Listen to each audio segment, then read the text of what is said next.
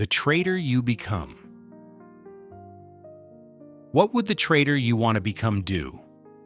For a long time, I thought my biggest problem was discipline. I wanted to follow my rules. I wanted to stop moving my stop loss. I wanted to stop overtrading. I wanted to stop taking random setups. I wanted to stop trading after my cutoff time. Yet somehow, I kept finding myself doing the very things I promised I wouldn't do. The frustrating part was that I already knew what to do. I knew I shouldn't move my stop. I knew I shouldn't add to losing positions. I knew I shouldn't trade after my trading window ended. I knew all of it. So the question wasn't, do I know what to do? The question was, why do I keep doing the opposite? And eventually, I came across a question that changed the way I looked at trading. Not a new strategy, not a new indicator, not a new setup, just a question. What would the trader I want to become do? Chapter 1. The Gap. Most of us have an idea of the trader we want to become. A consistent trader, a disciplined trader, a professional trader, a trader who follows their plan, a trader who accepts losses, a trader who doesn't panic when things become uncomfortable. The interesting thing is that we already know what that trader looks like. We know how that trader behaves. The problem is that knowing and doing are not always the same thing. I knew what the disciplined trader would do. I just wasn't always willing to do it. And I think that's an important distinction, because many trading problems are not knowledge problems. They're willingness problems. Chapter 2. The trader I was practicing becoming. When I looked honestly at my trading, I noticed something. My actions weren't always aligned with the trader I wanted to become. I would move my stop because I didn't want to take the loss. I would take one more trade because I felt I hadn't traded enough. I would trade after my cutoff time because the market was still moving. I would feel urgency when I saw a setup. I would feel frustrated when I missed an opportunity. I would feel behind when I looked at where I wanted to be. And without realizing it, those feelings were driving many of my decisions. I wasn't following my process. I was often trying to escape discomfort. And that discomfort came in many forms. Fear of losing, fear of missing out, fear of being wrong, fear of not making enough, fear of falling behind. Looking back, many of my trading mistakes were not really trading mistakes. They were emotional responses. Chapter 3.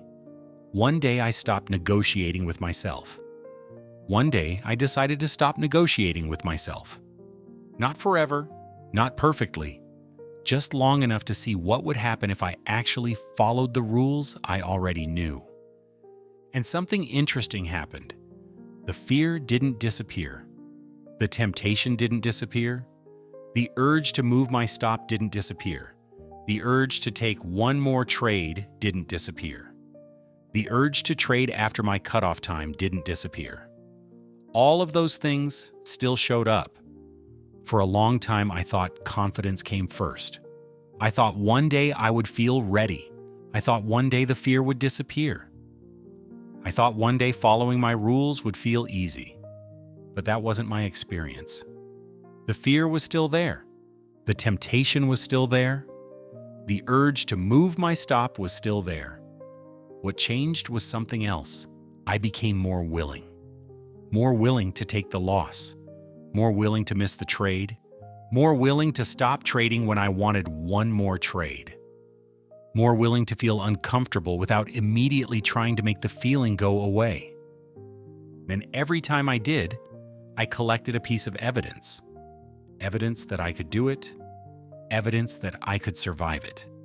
Evidence that I didn't need to obey every fear, every urge, or every impulse that appeared. And the more evidence I collected, the more confidence began to grow. Not before the action, after it. I used to think confidence created discipline. But my experience was the opposite. Discipline created confidence. Chapter 4. What does the trader you want to become understand? One of the biggest differences I noticed between struggling traders and professional traders is not knowledge, it's perspective. The struggling trader often focuses on today's money. The professional trader focuses on today's execution. The struggling trader worries about missing opportunities. The professional trader understands there will always be another opportunity. The struggling trader sees one trade. The professional trader sees the next 1,000 trades. The struggling trader asks, "What if I miss a big opportunity?" The professional trader asks, "Did I follow my plan?" The struggling trader wants certainty. The professional trader accepts uncertainty. The struggling trader tries to avoid discomfort. The professional trader learns how to function despite discomfort. And perhaps that's one of the biggest shifts of all. Professional traders are not necessarily more comfortable. They are often more willing to take a loss, more willing to miss a trade, more willing to stop trading when the plan says stop, more willing to experience discomfort without trying to immediately escape it. Chapter 5. What would the trader you want to become do? When price approaches the stop loss, what would the trader you want to become do? Would they move it? Or would they accept the outcome? When your trading window ends and the market keeps moving, what would the trader you want to become do? Would they chase the opportunity, or would they respect their process? When you miss a setup, what would the trader you want to become do? Would they force a trade? Or would they wait for the next opportunity? When fear appears, what would the trader you want to become do? When frustration appears, what would the trader you want to become do? When uncertainty appears, what would the trader you want to become do? Because the market will continue creating situations where that question matters again and again and again. Chapter 6. Every decision is a vote. Something else began to change when I started asking that question. I stopped seeing decisions as isolated moments. I started seeing them as votes. Every decision is a vote. A vote for the habits we reinforce. A vote for the standards we accept. A vote for the behaviors we practice. A vote for the trader we are becoming. When I move my stop, I cast a vote. When I respect my stop, I cast a vote. When I overtrade, I cast a vote. When I stop when my plan says stop, I cast a vote. When I follow my rules, despite discomfort, I cast a vote. The results may not appear immediately, but the identity is being reinforced immediately, and eventually those votes become habits. Those habits become behavior, and that behavior becomes the trader we become. Final thoughts. Perhaps the biggest breakthrough in trading is realizing that consistency is not something we find. It's something we practice.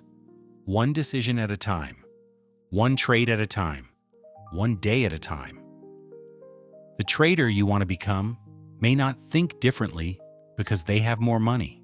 They may think differently because they have learned to trust themselves. And self-trust is built one decision at a time, one kept promise at a time, one uncomfortable moment at a time. If this video resonated with you, let me know in the comments. What is one behavior the trader you want to become would do differently? I'd genuinely love to hear your thoughts. And if you know another trader who has ever struggled with discipline, overtrading, moving stops, or following their plan, consider sharing this video with them. You never know who might relate to this experience. And if you're interested in trading psychology, discipline, and becoming a more consistent trader, consider subscribing. Because trading is not only a journey of learning the markets, it's also a journey of learning whether we can keep the promises we make to ourselves. And every day, whether we realize it or not, we are practicing becoming someone. The question is, who are we practicing becoming?